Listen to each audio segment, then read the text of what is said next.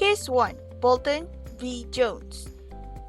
Jones as the defendant, Brocklehurst as the third party, and Bolton as the plaintiff.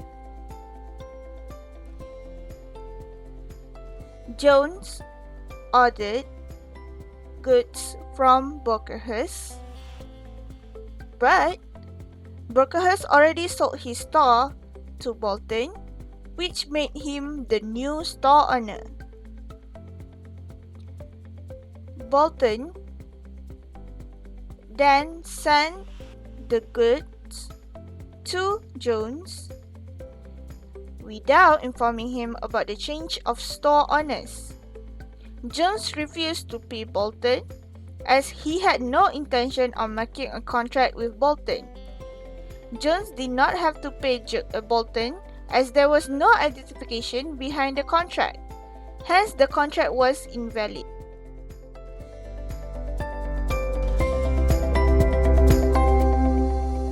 Case 2. Hyde v. Ranch as the defendant and Hyde as the plaintiff. A ranch has a land and in need of money.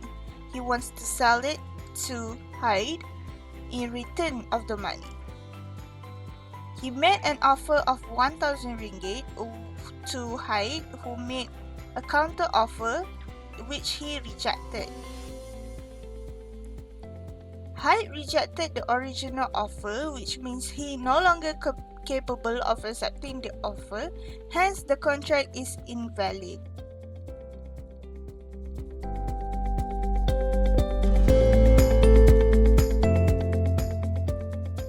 Case 3. Wong Hong Leong v. Nur Azman Adnan.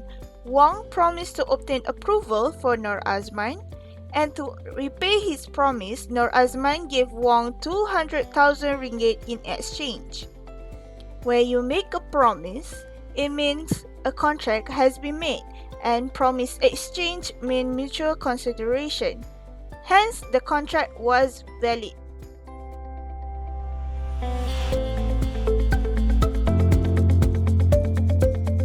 Case 4. Balfour v. Balfour. Mr. and Mrs. Balfour were happily married until Mr. Balfour had to travel for work. Mr. Balfour promised Mrs. Balfour to give her 150 ringgit a month every time he's away. After a few months, they had a clash in their marriage, which made Mr. Balfour stop giving her the money, and Mrs. Balfour brought it up to the court. The case issue here is Mr. Balfour liable for the money? The answer is no, as they had no intentions of making legal relations, hence the contract is rejected.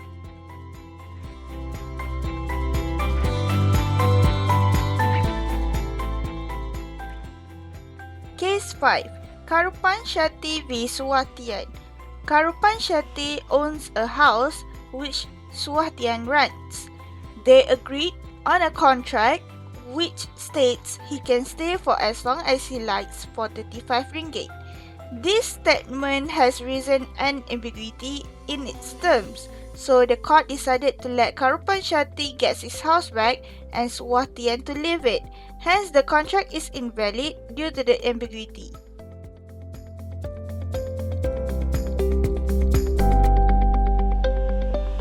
Case 6. Tan Hee Juan v. Teh Boon Kiat. Tan is a miner who has an abundance of land which he wants to sell it to an adult, which is Teh Boon Kiat, who then bought the land.